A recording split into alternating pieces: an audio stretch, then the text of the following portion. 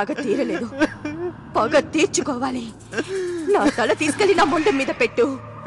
నా శత్రువుని నేను అంతం చెయ్యాలి. అంతవరకు నేను చావకూడదు.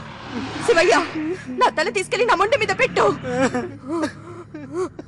ఆగు.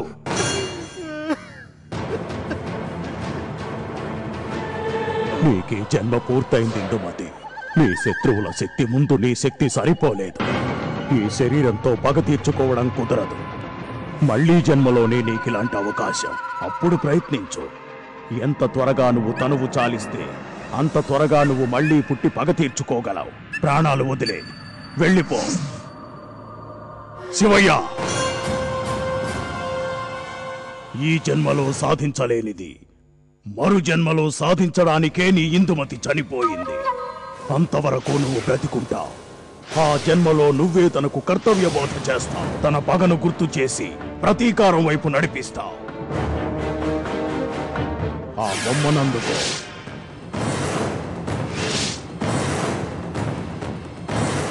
ఆ బొమ్మ జాగ్రత్త శివయ్య. తన దగ్గర ఆ బొమ్ముంటేనే మరు జన్మలో తను నీ మాట వింటుంది. నువ్వు చెప్పే మాటలన్నీ నమ్ముతుంది. తన గతం గుర్తుకొస్తుంది. తనకు కొన్ని శక్తులొస్తాయి.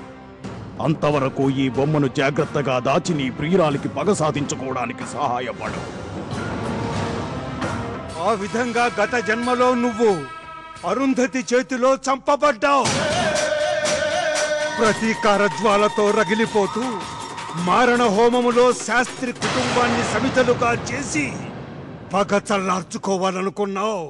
గుర్తు తెచ్చుకో, గుర్తు తెచ్చుకో, గుర్తు తెచ్చుకో. Yes? Tell me, Sisudia, what can I do for you? Sir, David character of Orugalu sent me here. Is it? David is best friend of mine. I know, sir. He told me about you and your great virtues. Thank you, Mr. Sisudia.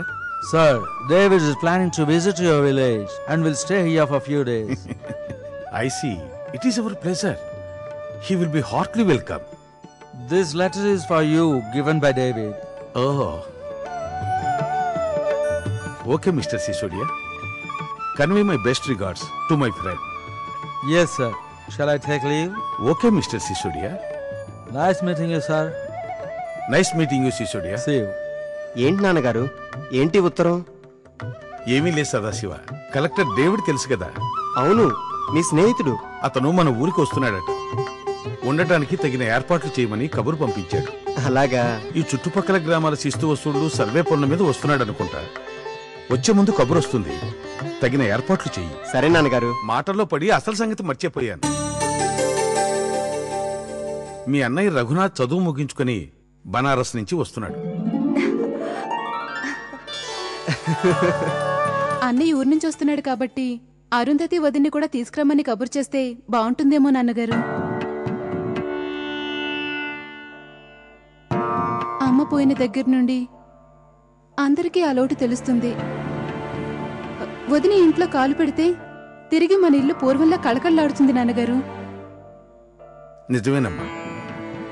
సరిగ్గా సమయానికి గుర్తు చేశావు. ఎప్పుడో వాళ్ళ చిన్నప్పుడు రఘునాథ్కి అరుంధతికి బాల్య వివాహం చేశాం. అమ్మాయికి యుక్త వయసు రాగానే అత్తవారింటికి పంపటం ఆనవాయితీ. కానీ రఘునాథ్ చదువు కోసం బెనారస్ వెళ్లడం వల్ల అరుంధతి అక్కడే ఉండిపోయింది. ఇన్ని సంవత్సరాలుగా ఒకరినొకరు చూసుకోలేదు కూడా. మంచి రోజు చూసుకుని కోడల్ని ఇంటికి తీసుకురమ్మని ఇప్పుడే కబురు పంపిస్తాను.